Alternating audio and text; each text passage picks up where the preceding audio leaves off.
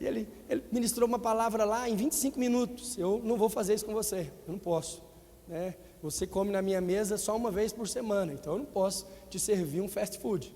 Então não dá para comer 25 minutos hoje. Eu vou pregar no tempo integral, amém?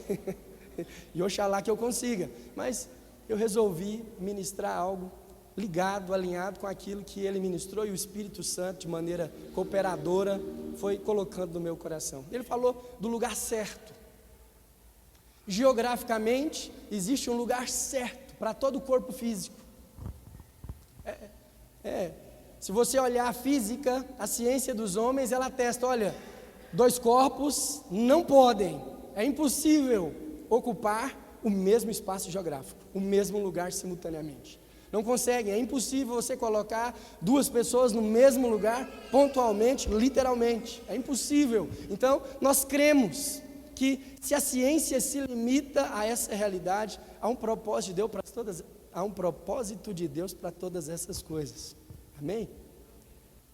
Então nós cremos que é um lugar específico, melhora, né?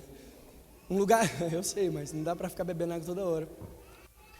Um lugar específico para você ser abençoado.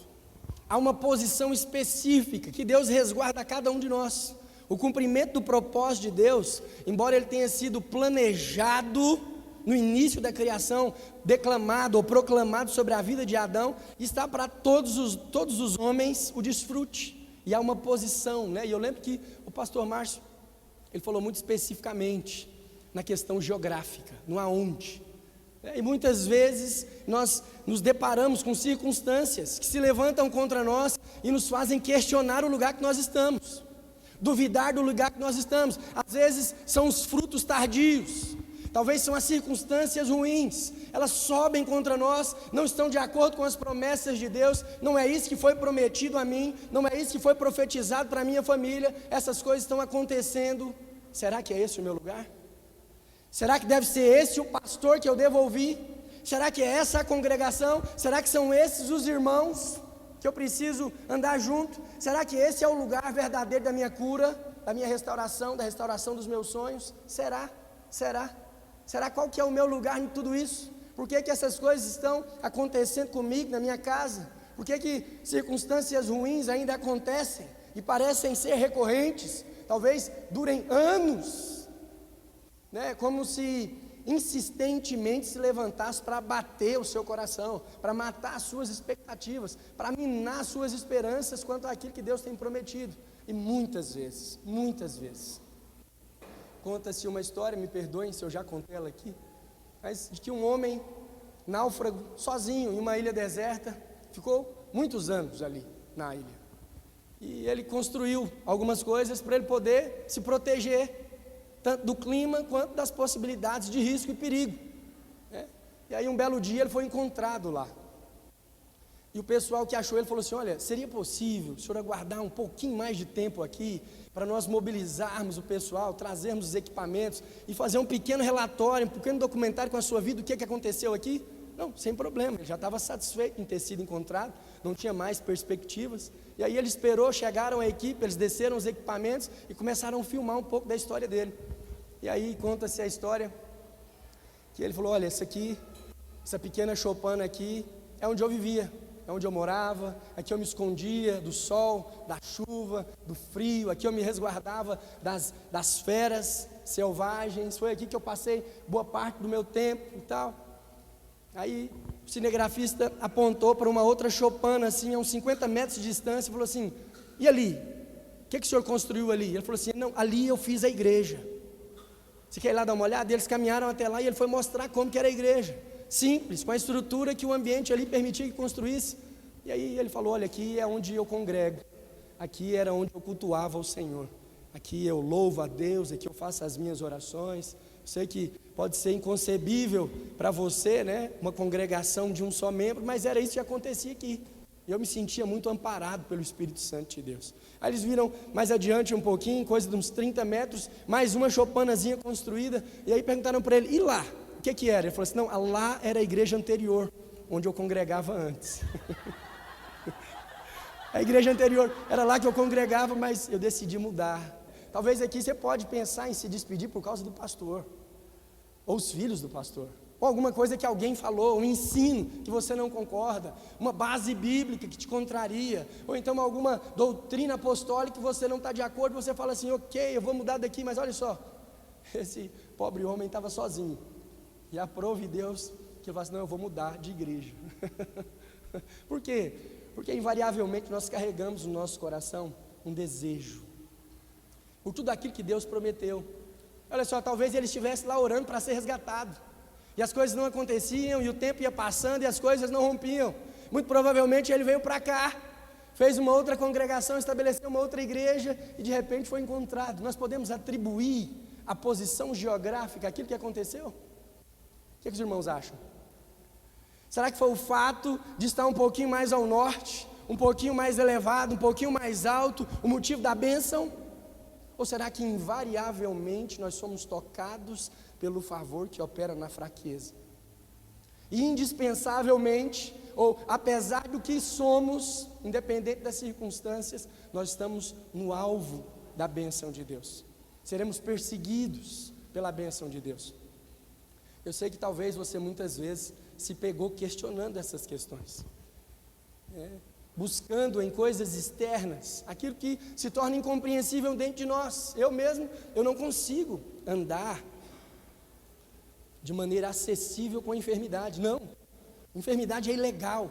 Então quando ela entra, quando ela toca, quando ela desajusta alguma coisa, que aos meus olhos deveriam funcionar numa direção, estão funcionando em outra, eu falo, olha, tem alguma coisa errada. Eu já encontro um motivo claro para declarar ao Senhor, olha, tem alguma coisa errada, tem um intruso aqui. Não sei se é bactéria ou se é vírus, também não quero saber de onde vem, nem no nome de quem que vem, eu só sei de uma coisa, está no corpo errado. Porque o corpo que ele escolheu transitar agora é corpo de cura. Eu fui chamado para cura, eu sou curado, eu sou abençoado. Então tem alguém morando em casa errada, e eles não têm legalidade para estar. Eu me posiciono dessa forma, mas por causa de uma realidade interior, por causa de uma convicção daquilo que habita verdadeiramente em mim, e nós conseguimos lutar contra essas coisas. Mas olha só, há uma diferença entre nós nos levantarmos para defender a identidade que foi posta em nós pelo poder do Espírito Santo, e outra quando nós apontamos possibilidades e circunstâncias externas, porque a maioria das circunstâncias que se levantam para te empurrar são justificativas. Às vezes fala para a esposa, olha, você está agindo errado, e não é a primeira vez, é a segunda vez, é a terceira, é a quarta vez, parece ser um problema insolúvel, você não vai mudar, e o que rapidamente o cônjuge fala? A culpa é dele, a culpa é dela, é porque ela age assim, é que eu faço desse jeito. Por quê? Porque o acesso imediato aos resultados, ou seja, a inclinação para as coisas que se veem, são rápidas e rasteiras, e aí nós somos muito ligeiros em condenar quem estiver mais próximo, e às vezes por questões de logística, é muito mais acessível, confortável, nós falarmos, não, eu vou mudar de congregação, eu não tenho coragem de encarar esse problema de frente, eu não tenho coragem de topar com essas pressões. Eu me lembro que quando nós lutávamos para gerar o primeiro filho, um personagem da Bíblia me perseguia, que era Eucana. Eu não sei se você sabe, mas Eucana é o marido de Ana, e ele tinha duas esposas, ele tinha Ana e tinha Penina, e a Bíblia fala que aprouve o Senhor secar o ventre de Ana, mas Penina dava muitos filhos, e Eucana assume uma posição apaziguadora, ele era meio que um consolo entre as duas, porque imagina só, naquele tempo essas coisas ainda eram comuns, um homem com duas mulheres, uma frutificava muito, a outra não tinha filhos, não importa o que ela fizesse, não importa quanto Eucana a amasse e a desse preferência. Por quê? Porque as coisas não aconteciam para ela. Ela chega a rogar ao Senhor, dá-me filhos, minha vida depende disso, dá-me filhos, dá-me frutos, dá-me prosperidade, abençoa-me, senão eu morro. Era promessa do Senhor.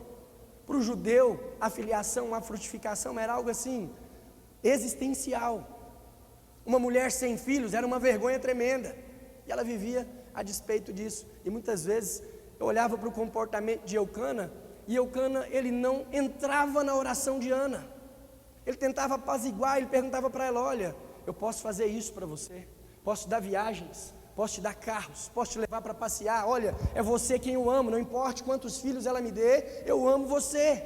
A Bíblia deixa claras as inclinações, mas olha só, nada de mal nisso, em você mimar o seu cônjuge, nada de mal em você procurar mimos e caprichos para poder florear a jornada que foi imposta a você. Mas olha só, eles estavam diante de uma situação que merecia ou pedia um certo nível de indignação. Esterilidade não é de Deus. Deus havia prometido filhos para a descendência de Abraão, pai de numerosa nação. Abraão foi chamado, aqueles homens detinham uma promessa, aquela mulher estava debaixo de uma ordenança, estava debaixo de uma petição, estava debaixo de uma oração, havia algo que tinha sido prometido para aquela família, filhos. Então, o papel de Eucana deveria ser muito mais de: tem algo de errado, e eu estou com você para nós resolvermos esse problema. Não como que alguém que tenta promover um certo refrigério somente, ou apaziguar uma circunstância, mas como quem entra verdadeiramente no jogo e fala: olha, eu sei que você se sente culpada, Ana, eu sei que você se sente culpada de Penina ter filhos, e você não, e você deve olhar para a circunstância, e se eu consigo ter filhos com ela, e se eu não consigo ter filhos com você, deve ficar claro todos os dias na sua cabeça, o problema está em você. Mas sabe qual que é a verdade? Não há problema em você, não há culpa, não há condenação, não há quem encerre os seus frutos, porque não há mais culpa. Mas olha, se você olha a história, não era esse o posicionamento. O posicionamento era fleumático, superficial. Ele não entrava na circunstância, ele não assumia o problema. De uma certa forma, ele não estava nesse problema, ele não era presente. No lugar da bênção, Eucana era ausente. Você vai ver, se você pegar o livro de 1 e 2 Samuel para ler, você vai ver que a luta dessa mulher, ela cessa em meio a orações balbuciantes, ao ponto do profeta olhar e falar assim: que é isso, mulher, você está bêbada? Por quê? Porque ela já não tinha mais palavras para pedir filhos, ela não tinha mais alvos, ela não tinha mais nada para beber, tomar, fazer, nenhuma posição para testar, nenhuma lua de mel para renovar. Não, ela já tinha tentado muitas coisas, ela só conseguia cerrar os lábios, os dentes e murmurar alguma coisa: dá-me filho, senão eu morro. A ponto de ser comparada com alguém que estava embriagada dentro da igreja. Que é isso, mulher? Você exagerou no vinho? Uma hora dessas? E ela: não, eu preciso de filhos, não sei mais orar como, mas eu estou embaixo dessa... Olha, essa é a minha posição, esse é o lugar que eu tenho convivido. Mas quando você vê o final da história, você vê que Ana deu à luz a Samuel, o profeta que ungiu o reino sem fim, o homem que foi separado por Deus para gerar no mundo espiritual, para ungir, empoderar e comissionar aquele que portaria a coroa até a vinda do Messias. Você não vê muitas pregações a respeito de Eucana. Na verdade, talvez você nunca nem lembrava desse nome, talvez caiu no esquecimento, mas quando se trata de Ana e Samuel, as pessoas se lembram. Sabe por quê? Ele negligenciou a sua posição. Ele foi chamado para um lugar, só que havia muita pressão no lugar. Era uma luta muito ferrada, muito real. Todos os meses Ana menstruava, ao invés de um atraso, tinha uma notícia ruim, e aquilo foi pressionando, e ele foi procurando alternativas de consolo. Olha, na minha opinião, você pode rasgar, jogar fora se não quiser, mas na minha opinião perdeu uma grande oportunidade de ser mencionado como pai daquele que ungiu a Davi. Nós não conhecemos Samuel como filho de Eucana, nós conhecemos o profeta Samuel, filho de Ana. Não se menciona o nome do pai, não se faz pregações. Os séculos passaram, as gerações mudaram, o evangelho tem sido pregado, e as menções não são a respeito do homem, mas a bênção estava para ele negligenciou a posição, ele não tomou posse do lugar. Ei, se a pressão sobre a sua casa, espera aí, esse é o lugar que o Senhor determinou para a nossa bênção.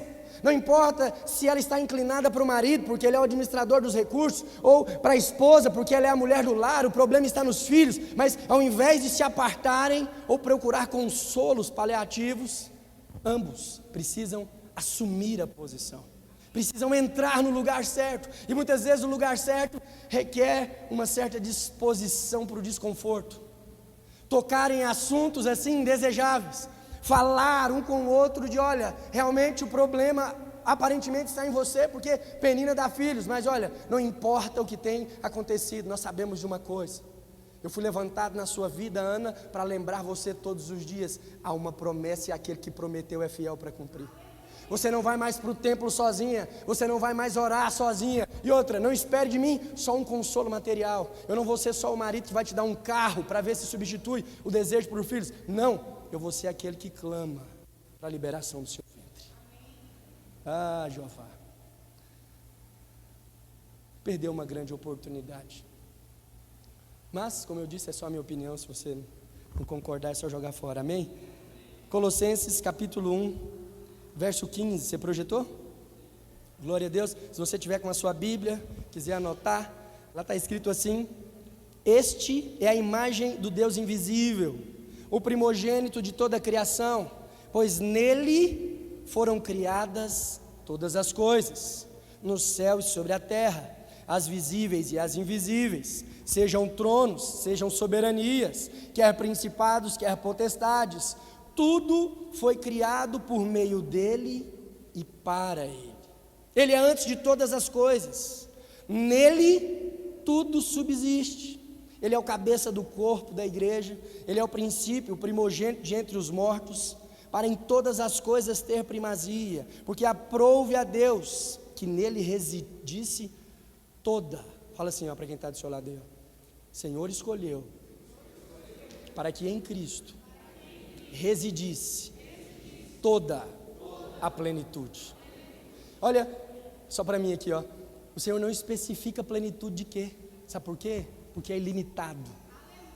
Se tem plenitude, se existe perfeição, toda ela repousa e habita sobre uma pessoa, a pessoa de Jesus Cristo de Nazaré. E que havendo feito a paz pelo sangue da sua cruz, por meio dele reconciliasse consigo mesmo todas as coisas, quer sobre a terra, quer sobre os céus. Olha, muitas vezes, quando nós falamos de um lugar da bênção, nós pensamos rapidamente no lugar geográfico, mas a Bíblia aqui está falando de um lugar onde as coisas são criadas, de uma pessoa que nela subsiste todas as coisas, e onde habita toda a plenitude, todo o poder, toda a sabedoria, toda a riqueza. E muitas vezes nós nos perdemos porque somos seduzidos pela nossa visão natural a respeito das coisas. O que você faria se uma pessoa que você ama muito estivesse muito enferma, a ponto de os médicos te desenganarem, falar, olha, aí só Jesus na causa, e você descobrisse que subindo aqui, no sentido da GO 060, do lado esquerdo, tem uma plantaçãozinha de uma plantinha verde, que faz um chá, que é tira e queda. Se já tivesse tentado todos os médicos, se já tivesse tentado todos os remédios, tivesse ouvido toda a ciência, e de repente, você soubesse dessa cura milagrosa, uma plantinha, tem ali, você iria lá buscar? Sim ou não? É a cura da pessoa que você ama, é a solução. Você duvidaria da possibilidade? Não, creria de maneira incondicional, convicto, eu vou lá buscar a cura, porque eu amo, eu quero a salvação. E muitas vezes, nós andamos alheios à realidade dessa plenitude onde nós estamos. Talvez as nossas expectativas, a despeito desse exemplo, esteja de que alguém te encontre e fala, então, sabe aquela prosperidade que você tem buscado? Sabe aquela posição? Sabe aquela promoção? Sabe aquela cura? Então, subindo aqui, você vai achar um pezinho, a folha mais ou menos assim, você vai ferver, vai tomar, você vai dar para ela, ela vai engravidar, você vai dar para ele, ele vai se apaixonar por você. Fala assim, está amarrado, né? Que chá é esse? Agora que vocês entenderam. Os irmãos são uma festa. A expectativa está mal direcionada, porque o lugar da bênção é uma pessoa. A Bíblia fala que você foi incluída nele pelo poder da cruz. Ele te substituiu, mas ele também operou poder suficiente para colocar você em si, para colocar você no cabeça, naquele onde habita toda a plenitude, toda a riqueza. Então, o nosso socorro bem presente. Sabe por que é socorro bem presente? Porque não tem como estar mais perto. É impossível. Quando a Bíblia fala que é bem presente, não é por acaso e nem é força de expressão. É porque verdadeiramente é a coisa mais presente, ou o tipo de relacionamento mais íntimo e mais próximo que poderia existir. Você habita dentro de outro ser. Eu sei que no casamento, quando nós selamos o matrimônio, nós liberamos para que os noivos se beijem. E eles se beijam com muita intensidade, com muita força. Mas não é só aquilo que eles querem. Eles querem um no outro, eles querem mais proximidade, mais intimidade. Olha, o Senhor lá na cruz, Ele quis você com intensidade ainda maior, né? Bem maior que a intensidade que você sente pelo seu cônjuge. Talvez a mulher pode sentir alguma realização em receber o amor do homem em si, e o homem de estar no amor da vida dele, mas olha, Cristo amou você com uma intensidade tamanha que Ele não colocou só uma parte de você, Ele não colocou só o cheiro, Ele não colocou só o toque, não só a maciez da pele, Ele colocou você inteirinho nele. Ele colocou você inteirinho no lugar da plenitude. Plenitude de quê? De todas as coisas. Então, você não vai vir aqui no domingo e eu vou falar ou vou apontar um lugar geográfico para você. Sabe por quê? Porque o socorro, ele está bem presente. É impossível que estivesse mais próximo. Mas eu pequei, andei por vias tortas, escolhi caminhos tortuosos. Nada pode te separar do amor de Deus que está em Cristo Jesus. Sabe o que é nada? Quando a Bíblia diz nada no original, você sabe o que significa? Nada. Nada pode te separar do amor de Deus que está em Cristo Jesus. Eu sei que quando nós falamos isso, as pessoas dizem amém, e elas entendem de maneira intelectual, e depois elas mandam lá no Instagram assim: pastor, e quem suicida? Dá vontade de responder assim: suicídio é alguma coisa? É alguma coisa. Nada pode te separar do amor de Deus que está em Cristo Jesus. Ah, mas ele vivia na prática pecaminosa, ele se desviou, ainda na juventude, viveu a vida toda nas drogas. As drogas é alguma coisa? Sim? Sim. Nada pode te separar. Inclui as drogas, inclui o suicídio, inclui o homossexualismo, e o pecado te escandaliza, mas nada promove escândalo maior que a maneira com a qual você foi amado. A intensidade, olha, sabe por que na despedida dele com os seus discípulos, ele fala assim: olha, vamos comer pão e vamos beber vinho. Faça isso em memória de mim. Sabe uma coisa muito gostosa que nós treinamos com os casais, quando nós estamos fazendo maratona conjugal? É convidar o casal para assistir o vídeo do casamento. Isso é poderoso. Fazer uma renovação de votos, olhar as fotos da época, assistir o vídeo de novo, ver uma ali novinho, pescoço fininho, ainda com algumas espinhas, tremendo, falando algumas palavras, e eles se lembrando dos sonhos, e de repente a chama reacende no interior. Mas olha, Jesus não usou uma câmera, não fez stories, ele não abriu uma rede social, ele pegou pão, pegou vinho, falou assim: o negócio é o seguinte, comam e bebam, e façam isso para se lembrar do meu amor, do quanto eu vos amei. Olha, a substância que opera com mais velocidade no organismo humano, se tiver algum biólogo aí, me perdoe, não sou pastor, mas a título de licença poética, vou dizer isso para você, é o carboidrato. Você come um pãozinho de manhã com café, não precisa de muito mais, um pedacinho de pão, uma barrinha de manteiga e um cafezinho preto, você respira aliviado, você consegue abrir um sorriso, porque imediatamente aquilo se torna uma energia dentro de você, porque o carboidrato se dissolve rápido e vai para as suas correntes sanguíneas rapidamente. Em outras palavras, aquilo que você come, o pão que entra pelos seus lábios, se torna aquilo que você é rapidamente. E Jesus falou assim: eu sou o pão, eu sou aquele que não leva tempo para ser digerido. Põe na conta do amor. Basta comer. Come, é rápido, é instantâneo. Rápido você vai perceber a transformação. Mas muitos acreditam que o processo é que é importante. Na verdade, se você ignorar o processo, você nem vai viver o propósito. Mas que processo é esse? Onde é que está escrito, onde é que foi descrito esse processo? Porque ele cumpriu com a via cruzes, escolheu o processo para te dar o resultado, para te dar a obra pronta. E no final das contas, lá na cruz, ele não disse, vai, ou pegue a sua, siga-me, não. Ele disse, está consumado, terminei o que havia de ser feito, resolvi o problema, agora pois, já não há mais culpa sobre a humanidade, eu vos amei, eu sou o filho a qual Deus prometeu, eu esmaguei a cabeça da serpente, não há mais quem te condene, nada pode te separar, ninguém te arrebatará das minhas mãos.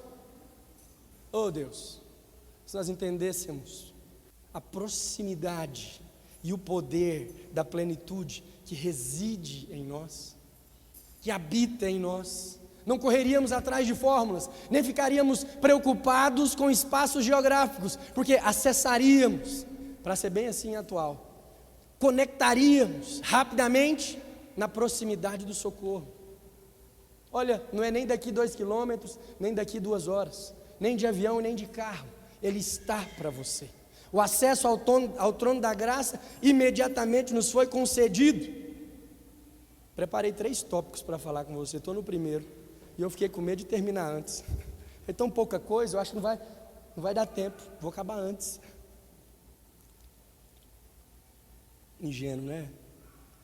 Sempre falamos mais. Mas olha, para de buscar fora aquilo que te supre por dentro. Para de depender dos homens, diante daquilo que já foi te entregue. Olha, talvez o conselho mais duro que você pode ouvir aqui de mim, seja o que mais produz resultado de transformação na vida dos homens. Mas as pessoas não parecem gostar. Irmão, você já orou em relação a isso? Não, então pastor, não, vamos orar. Combinei até com a fulana, nós vamos orar. Vamos. Você veio conversar comigo antes de orar. Você devia orar antes.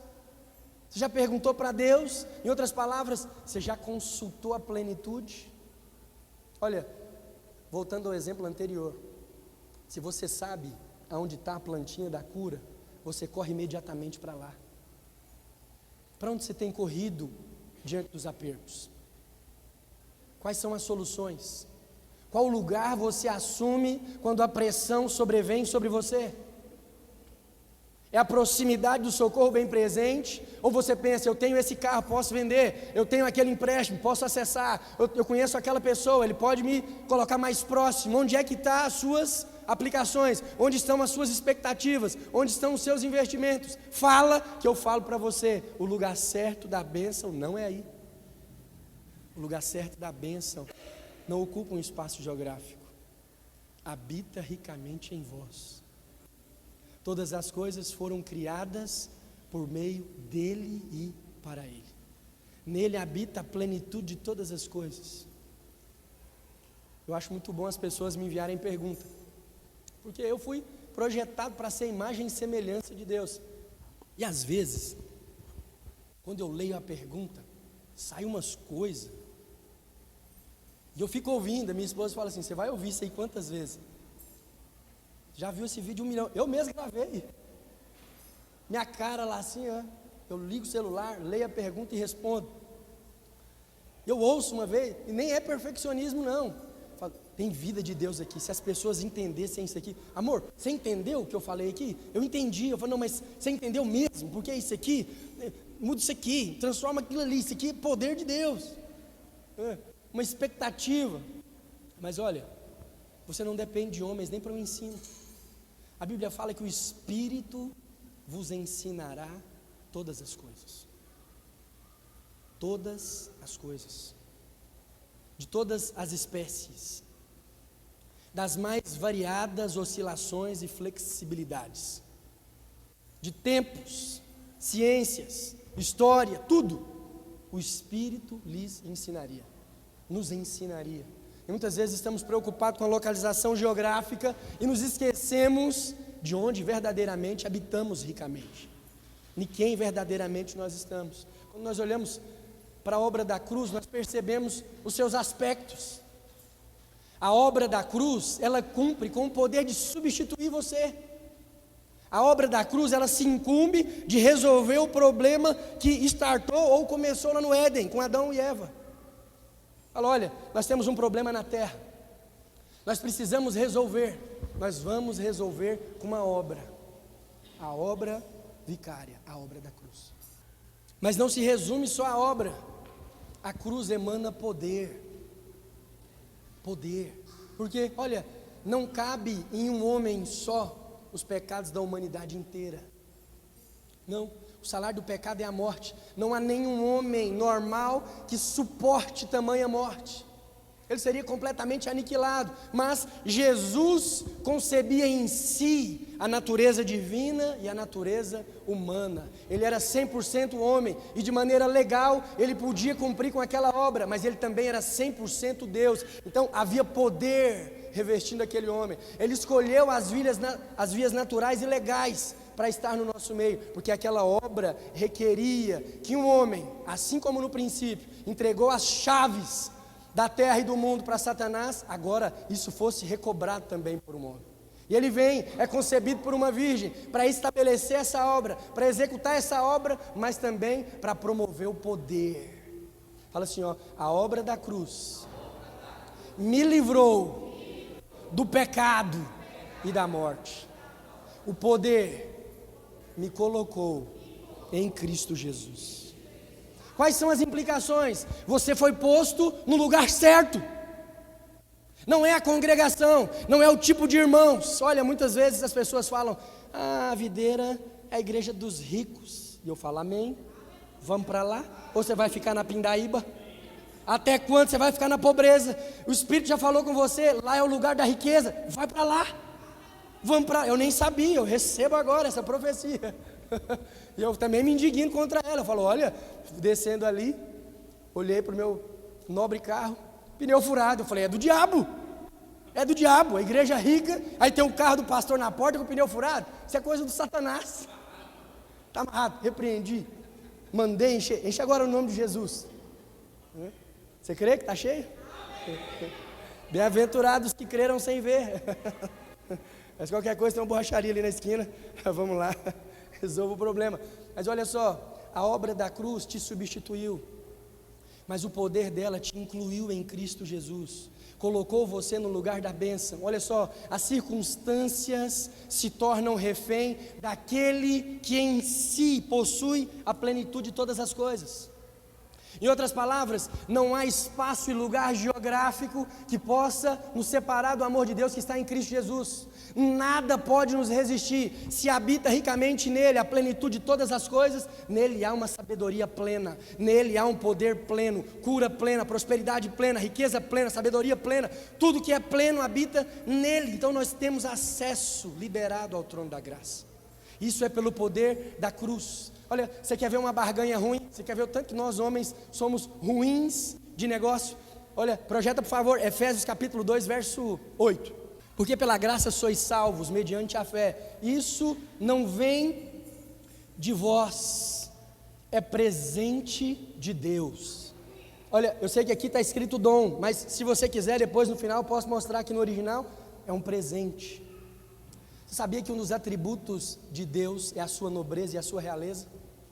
Ele é rei dos reis. Você já ouviu esses atributos? Olha, ele é rei, ele é rei. A respeito de Davi, ele falou assim, ó, reina eternamente. Ele é rei. Quando um rei vai dar um presente, ele não dá segundo a sua necessidade. Ele dá segundo a sua realeza. Porque o presente não pode falar da sua necessidade. Porque às vistas dele, ele entende que possui uma posição de maior relevância. Então o presente tem que falar de quem eu sou. E aqui, Efésios capítulo 2, verso 8, a Bíblia está falando que um presente de um rei nos foi dado. Mas muitas vezes, o que nós pensamos? Que a obra humana que se compare àquilo que Deus fez. Como assim? Não entendi. Vou te ajudar. Por que as pessoas se preocupam com as práticas pecaminosas? Por que elas acham que tem algum tipo de pecado que pode ofuscar o presente e a riqueza daquele que nos abençoou? Porque de uma certa forma acreditam que entre os homens há alguém mais poderoso e mais real do que aquele que nos deu o presente. Por que tem muitos homens que depositam expectativas em outros homens e se frustram? Mulheres que colocam expectativa nos filhos, pais que colocam expectativa nos filhos, nos irmãos, no empreendimento, em outras coisas. Por quê? Porque eles não conseguem ver a verdadeira riqueza. Olha só, uma história antiga conta que Alexandre o Grande passeava pelas estradas. Todo mundo conhece, né? Já vi assim os irmãos certificando. E o mendigo pedia ajuda. Ei, uma esmolinha aqui, ó, pelo amor de Deus. E Alexandre o Grande lança uma moeda de ouro. Ouro, irmãos, né? E o servo fala assim: rei, não bastava a ele uma moeda de prata para suprir as necessidades, é só um mendigo. E ele volta para o servo e fala: olha, eu não posso dar segundo quem ele é ou precisa. A oferta ou o presente precisa ser compatível com quem eu sou.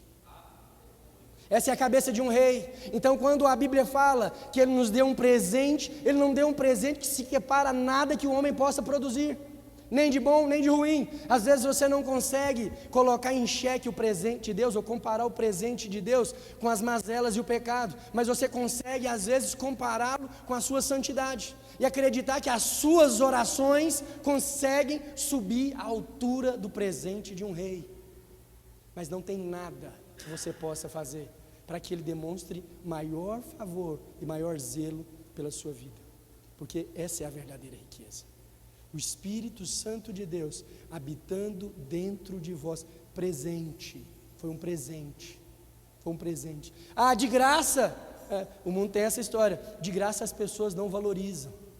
Olha, o fato de você não perceber o valor, não tira a riqueza daquilo que foi feito. Essa dá até frase para o Instagram. Mas, ainda que você não perceba, ainda que você não consiga dar perfeito valor, talvez você tenha vivido em algum momento uma situação assim. Você estava numa posição, ou estava com alguém, e aí você acreditava veementemente que aquele não era o lugar para você.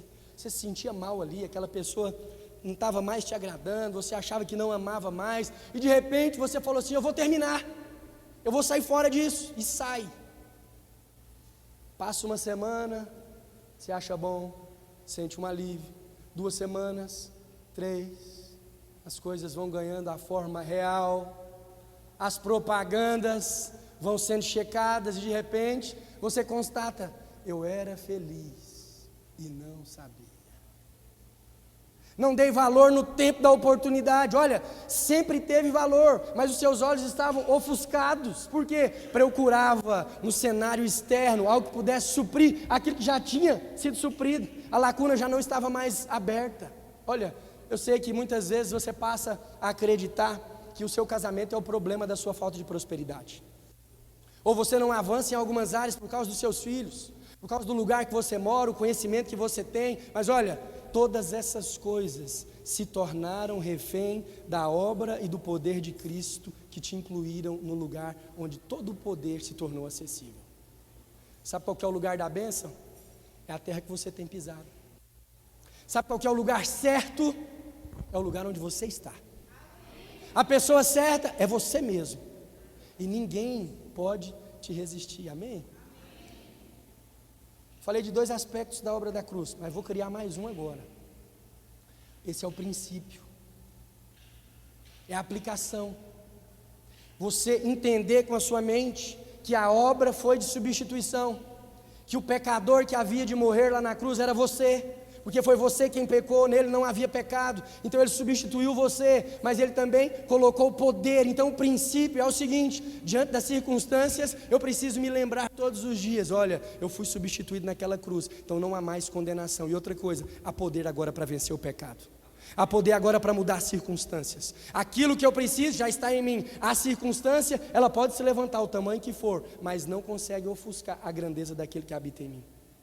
Às vezes, um arranjo maldito faz com que muitas coisas ruins aconteçam de maneira sequencial. Aí você olha e você fica, será que tem alguma coisa errada? Será que eu deixei alguma porta aberta? Será que é esse mesmo lugar que eu devia estar? Será que é esse mesmo casamento que Deus tem para mim? Talvez, voltando ao cenário da esterilidade, você olha para sua esposa, ela olha para você, o Senhor não te deu filhos, será que você não pensa, será que é essa aliança que o Senhor tem para mim? Então por que Ele não sela esse casamento com filhos?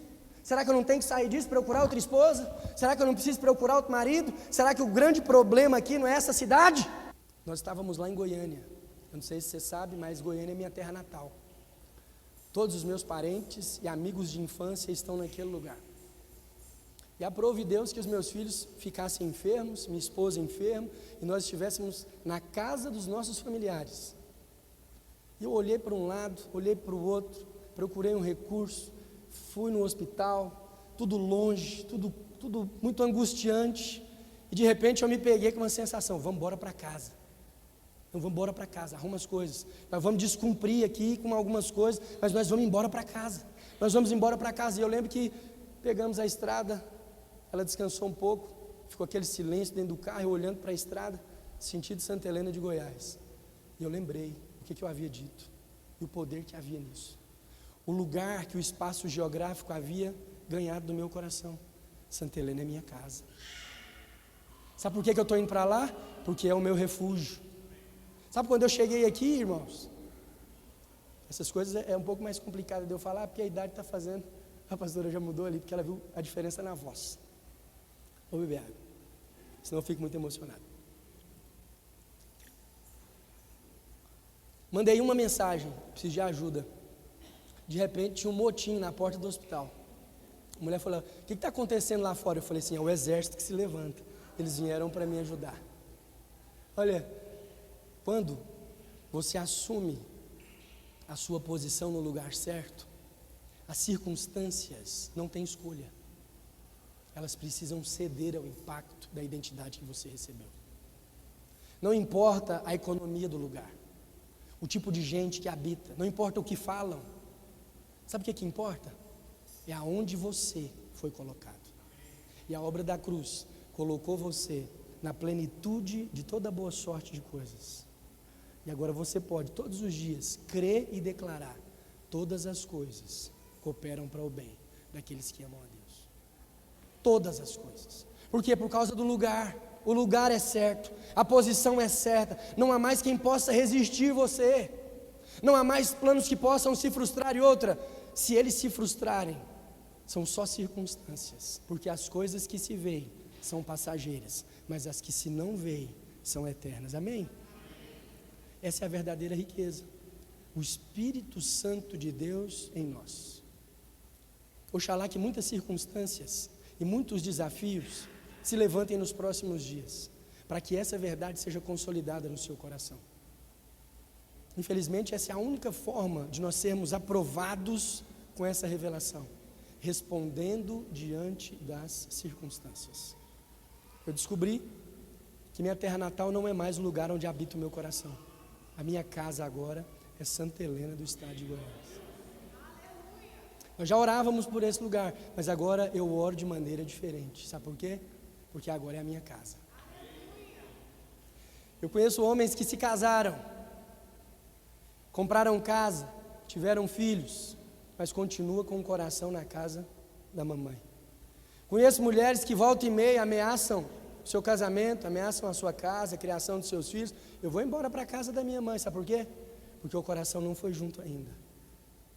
A posição geográfica pode dividir o reino, mas aquele que te recebe nele tem todo o poder para unificar o propósito existencial na vida do homem e potencializar a sua ação, amém? Nesse lugar, o lugar certo, além da riqueza, habita toda a sabedoria. Projeta Provérbios, capítulo 1, verso 7. Se não for o 7 é o 6, mas coloca que eu vejo. Provérbios 1, 7. O temor do Senhor é o princípio do saber, mas os loucos desprezam a sabedoria e o ensino. Aqui Salomão está falando de um princípio que nos resguarda, ou que preserva a sabedoria para os homens.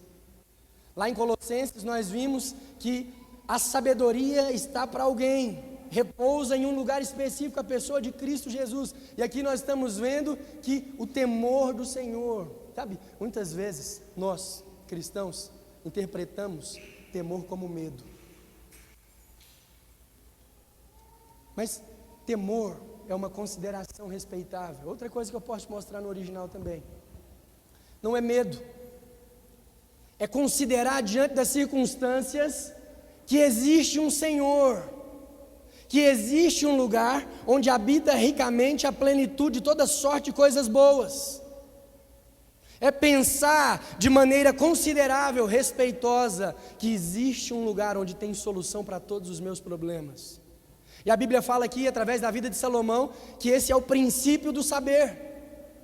Se você quer saber de alguma coisa, se você quer agir de maneira sábia no seu casamento, na criação dos seus filhos, considere que o Senhor tem opiniões a respeito de você, da sua casa, da sua saúde, dos seus negócios. Ele não está falando, olha, só é sábio quem tem medo de Deus. Não, ele está falando assim, olha, a sabedoria está para aqueles que pelo menos cogitam a possibilidade do Deus Criador ter uma mente pensante, ter vontade. Lá o apóstolo Paulo na frente, lá em Romanos capítulo 12, ele fala que a vontade de Deus é boa, agradável, perfeita. Uai, tem vontade? Deus tem vontade? Então tem desejos, Ele tem anseios. Olha, e nos anseios que habitam no coração daquele que está na posição certa, está a sabedoria. Então muitas vezes nós não queremos a sabedoria, então nós ignoramos as possibilidades. Quantas e quantas vezes portas de empreendimento, de negócio, conexões se abrem e você ignora a possibilidade de alguém que tenha pensamentos a seu respeito. Ou você só considera que nós devemos ter medo de Deus para agir sabiamente, mas não é isso que o texto está falando. Ele está falando assim, olha, considera que quem sabe eu tenha mais ciência de alguma coisa do que você. Olha para a criação, foi eu que fiz. Olha para você, seu sistema reprodutor, seu sistema respiratório, foi eu que fiz. Eu quem produzi, com os meus próprios dedos, um pouquinho de terra e um pouquinho de água eu os criei. Tendo feito, soprei-lhe vida nas narinas. Será que não há sabedoria suficiente para resolver isso? Problema financeiro, problema no casamento. Sabe o casamento? Foi eu que instituí, foi eu quem estabeleceu. Homem e mulher, foi eu que os fiz. E muitas vezes, homens habitam nas suas complexidades, sem saber se vão para a direita ou se vão para a esquerda, se são verdadeiramente aquilo que eles estão vendo depois do espelho, não conseguem temer ao Senhor. Mente prévia, ei, eu planejei você, sonhei com você, te designei para um propósito, e eu tenho pensamentos bons a seu respeito.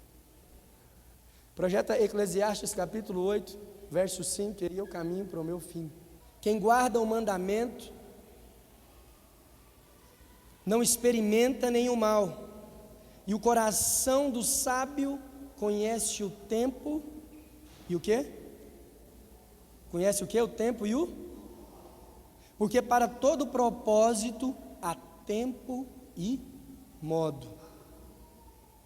Olha só, o princípio da sabedoria é considerar que Deus é essa mente pensante. Quando o apóstolo Paulo fala que Deus tem uma vontade boa, agradável e perfeita, ele está tentando alertar os homens de Roma. Ei, aquele que te criou, pensa, cogita, pelo amor de Deus, considera os pensamentos. Quais são os pensamentos dele a respeito do meu casamento, a respeito dos meus negócios, a respeito da minha vida? Esse é o temor, é um zelo, é uma cautela que antecede o ímpeto humano, mas muitas vezes você de maneira impetuosa quer agir. Por quê? Porque há uma chuva de portas se abrindo para você arrastar para cima e mudar a sua vida, encontrar a sua melhor versão. Faça algo, faça algo, faça algo. Mas tem poucas pessoas falando assim, olha, existe um lugar onde habita sabedoria. Basta você se assentar por alguns segundos e considerar que existe, habitando dentro de você, alguém que sabe a solução para o seu problema. Esse é o temor, o princípio, olha, o princípio da sabedoria. Mas aqui o próprio Salomão em Eclesiastes está falando, esse é só o princípio, esse é só o começo. Por quê? Porque o sábio aplica sabedoria quando ele tem discernimento de duas coisas: o tempo e a hora certa e a forma certa. Nós começamos aqui falando do lugar certo, mas olha, você pode ficar no lugar certo a vida toda, mas sem a sabedoria, você não vai discernir a hora, e se vier a hora, pode ser que passe desapercebido o como. Talvez você já tenha vivido circunstâncias assim, você estava no lugar certo, na posição ideal, você só precisava levantar a mão e falar, e você deixou o cavalo passar. Aí falaram para você o quê? Não, cavalo arriado só passa uma vez. Tem realidade mais dura do que isso? Não dá vontade de suicidar depois disso, não? Só passa uma vez? Nunca mais? Nunca mais? Olha, nunca mais você vai ter essa outra oportunidade. Nunca mais você vai ter essa oportunidade. Uma realidade para o mundo, mas e para você? O dono das oportunidades colocou você nele com toda a sabedoria, te fez maior que as oportunidades. Se tu uma bênção.